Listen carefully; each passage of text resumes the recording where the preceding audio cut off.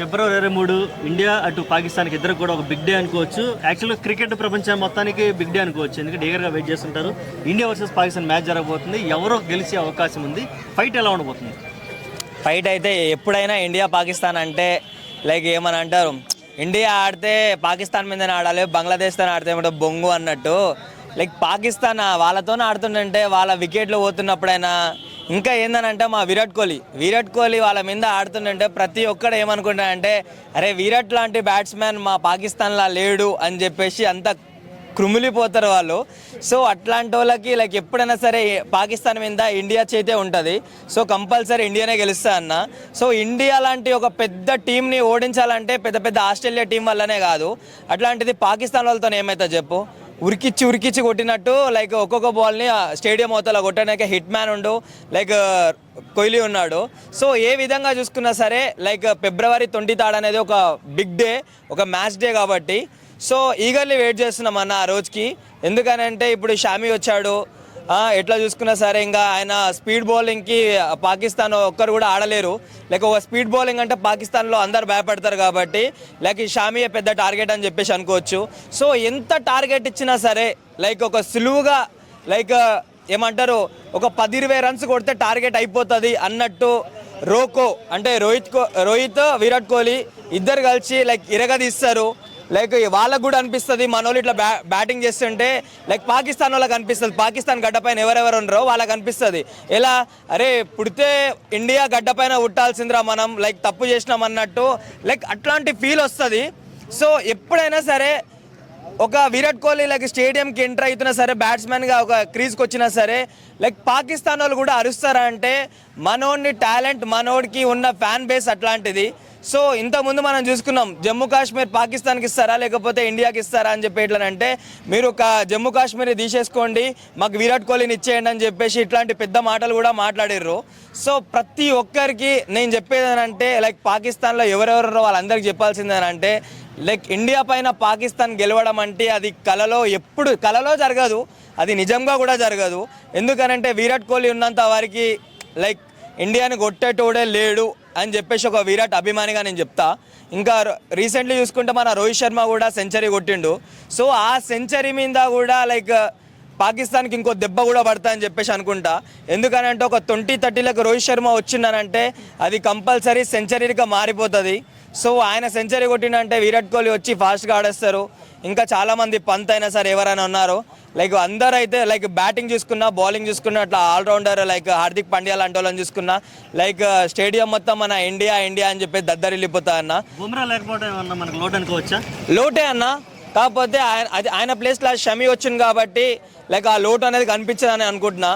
లేదా బుమ్రా ఉంటే ఇంకా వాళ్ళు ఒక 100 లోపలనే ఆల్అవుట్ అవుతారని చెప్పేసి కంపల్సరీ మనం చెప్పుకోవచ్చు.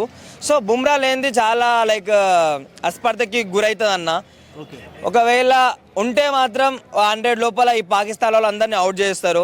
సో అయినా బుమ్రా ఉంటే లైక్ 100 లోపల కొడితే ఏం కిక్ వస్తా అన్న, ఒక 200-300 కొడితే వాళ్ళని మనం చిరుతపురి లాగా వేటాడి లైక్ అట్లా బ్యాటింగ్ చేస్తే బాగుంటుంది అని చెప్పేసి మనం అనుకుంటున్నాం. తీసుకుందాం అనుకుంటున్నావా మనం? ఒకవేళ టాస్ గెలిస్తే మనం చేంజింగ్ తీసుకుందామా లేకపోతే ముందుగానే బ్యాటింగ్ చేస్తే బెస్ట్ అంటావా? ముందుగా బ్యాటింగ్ చేస్తేనే బెటర్ అన్న. ఎందుకనంటే పాకిస్తాన్ వాళ్ళకి ఫస్ట్ బ్యాటింగ్ ఇస్తే వాళ్ళు 100 లోపల 150 లోపలనే ఆల్అవుట్ అవుతారు. అప్పుడు మజా రాదు.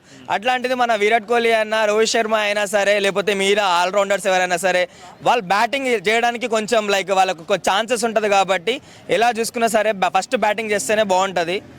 పాకిస్తాన్ వాళ్ళని లైక్ భారీ టార్గెట్తోని లైక్ ఓడించవచ్చు అని. యాక్చువల్గా ఈ ఛాంపియన్స్ ట్రోఫీ కండక్ట్ చేస్తుంది పాకిస్తాన్. ఫస్ట్ మ్యాచే పాకిస్తాన్ వర్సెస్ న్యూజిలాండ్, అందులో పాకిస్తాన్ ఘోరంగా ఓడిపోవడం జరిగింది. రేపు మళ్ళీ నెక్స్ట్ మ్యాచ్ వచ్చేసి ఇండియాతోటి. ఆ మ్యాచ్ కూడా ఓడిపోతే అసలు పాకిస్తాన్కి పూర్తిగా అవకాశాలు తగ్గిపోయే అవకాశం ఇప్పుడు ఏంటి పరిస్థితి? ఒకవేళ పాకిస్తాన్ కనుక ఓడిపోతే మన ఇండియా మీద కూడా ఛాంపియన్స్ ట్రోఫీ నుంచి అవుట్ అవ్వాల్సి వచ్చింది అంటే సెమీస్కి కూడా వెళ్ళే అవకాశం లేదన్నట్టు కనిపిస్తుంది. ఉండదన్న కంపల్సరీ. ఎందుకనంటే నేనేమనుకున్నా న్యూజిలాండ్ పైన గెలుస్తారు, లైక్ ఇండియాతో ఓడిపోయినా ఇంకో మ్యాచ్ ఇంకోళ్ళతో గెలుస్తారు అని చెప్పేసి అనుకున్నా. అట్లాంటి న్యూజిలాండ్తోనే ఓడిపోతే ఇండియాతోనూ గెలుస్తారని చెప్పేసి ఎవడు అనుకోడు, అది కాదు అసలుకి. ఎందుకనంటే ఇప్పుడు మన కరాచీ స్టేడియంలో చూసుకున్నా, నిన్న జరిగిన మ్యాచ్లో చూసుకున్నా సరే అన్ని ఫ్లాగ్స్ ఉన్నాయి అన్న. ఆస్ట్రేలియా ఫ్లాగ్ ఉంది, పాకిస్తాన్ ఫ్లాగ్ ఉంది, అన్ని ఫ్లాగ్స్ ఉన్నాయి, కానీ ఇండియా ఫ్లాగ్ లేదు. కానీ మేము చాలా ఒక ఇండియన్గా చాలా బాధపడ్డాం. కానీ ఆడ రిజల్ట్ ఏం తెలుసా అన్న, పాకిస్తాన్ ముందుకే ఇంటికి వెళ్ళిపోతుంది.